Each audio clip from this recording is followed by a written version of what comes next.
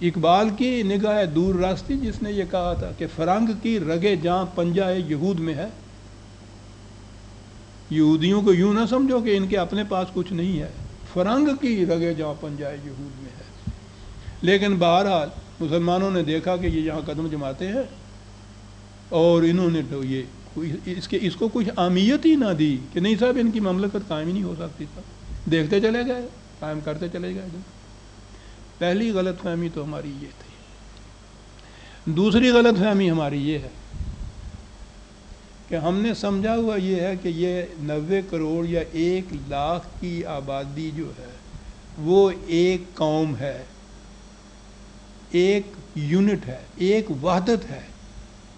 ہم نے یہ تصور کر رکھا ہوا ہے، حالانکہ ان میں قدر مشترک صرف مسلمان نام ہے، کوئی اور قدر مشترک نہیں. ان کی الگ الگ مملکتیں ہیں، حتیٰ کہ اس مملکت کے اندر بسنے والے قوم بھی الگ ہیں. اپنا اپنا قومی مفاد ہی ہے ان کے سامنے. ملی جسے آپ کہتے ہیں، امت نہیں ہے آپ کی موجود.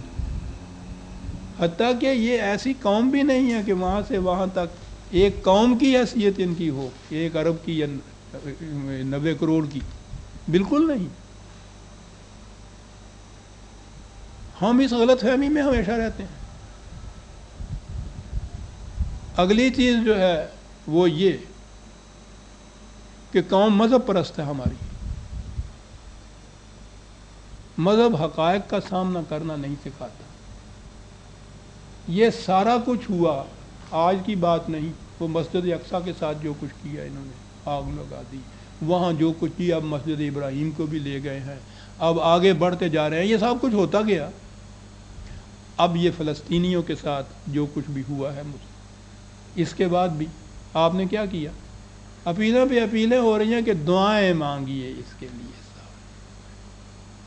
عرفات کے میدان میں 20 لاکھ مسلمان، یہ کب سے دعائیں مانگ رہے ہیں جی؟ ہر سال عرفات کے میدان میں.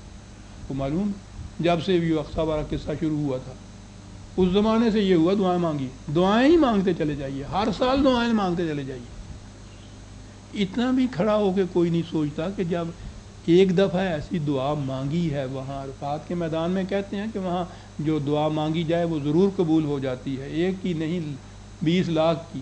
اور اتنے سال ہو گئے ہر سال دعا مانگ رہے ہیں اور وہ بڑھتے چلے جا رہے ہیں. آج اس فلسطین کے واقعہ کے بعد تو انتہا ہو گئی تھی، اب بھی یہی کہا گیا کہ وہاں جا کے دعائیں مانگیے، مساجد میں دعائیں مانگیے، نمازوں کے بعد دعائیں مانگیے. سب کسی ایک نقطے کے اوپر یہ متفق اور متحد نہیں ہوئے.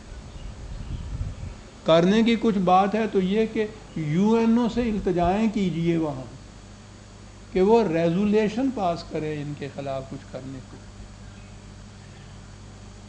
اس لیے کہ یہ ایک قوم نہیں ہے. امت تو میں نے عرض کیا کہ یہ بہت بڑی چیز ہے.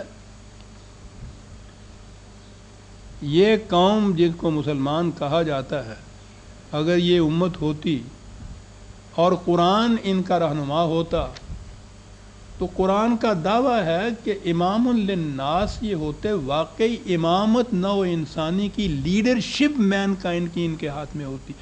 اور یہ کوئی محض نظریہ نہیں ہے، خوش فہمی نہیں ہے ہماری، یہ ایک حقیقت ہے. اس امت کا منصب، مسلک، نظریہ، گول کیا ہوتا؟ فطرت کی قوتوں کو زیادہ سے زیادہ مسخر کر کے نو انسان کی منفعت کے لیے عام کر دیا جائے. اس دور میں جب ساری نو انسانی مختلف قوموں میں بٹی ہوئی ہے اور ہر قوم، ہر گرگ کو ہے برائے معصوم کی تلاش، ہر قوم کی یہ کیفیت ہے. اس قسم کی ایک دنیا میں ایسی قوم اگر ابھرتی کہ فطرت کی قوتیں اس کے پاس ہوتی اور نو انسانی کی منفعت کے لیے وہ اسے عام کرتی، تو امامت تو نو انسانی کے اس کے حصے میں آ جاتی. لپک کر دنیا آتی اس کی طرف، اس کو اپنا امام اور اس کو لیڈر مانتی. لیکن میں نے عرض کیا کہ یہ تو امت اور قرآن تو ایک طرف رہا، یہ دنیاوی معنوں میں قوم بھی ایک نہیں بنے ہوئے، 90 کروڑ قومیں ہیں، اور قومیں بھی ایسی ہیں کہ جن کے اندر کوئی ٹریٹیز وغیرہ کے ذریعے بھی ایسی چیز کامن نہیں نظر آتی، اگر ہوتی بھی ہے تو کوئی عمل ہی نہیں کرتا اس کے اوپر۔ یہ وجہ ہے، وہ ٹھیک ہے اسرائیل نے اپنے ہاں بڑی تنظیم پیدا کی ہے، بڑی قوت پیدا کی ہے، اور اس کے پیچھے بہرحال ایسی پاورز بھی ہیں، یہ صحیح ہے، لیکن ہم تو اپنی بات کرتے ہیں کہ اپنے اگر یہ کیفیت نہ ہوتی تو وہ اس سے بھی زیادہ قوت حاصل کر لیتے، کبھی یہ کیفیت پیدا نہ ہوتی۔ جو اب آپ کے ہاں اگلا سوال آتا ہے،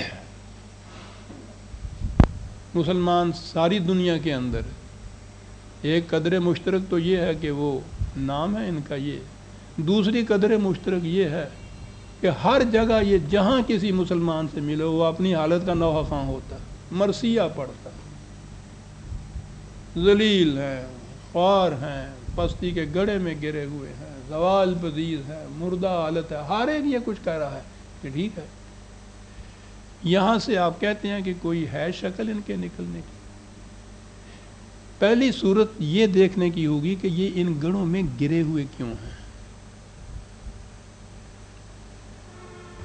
اب یہ بات چند لفظوں میں کیا عرض کروں، مذہب جہاں کہیں بھی ہے وہ قوم ہمیشہ ذلیل ہوتی ہے، پستی میں ہوتی ہے۔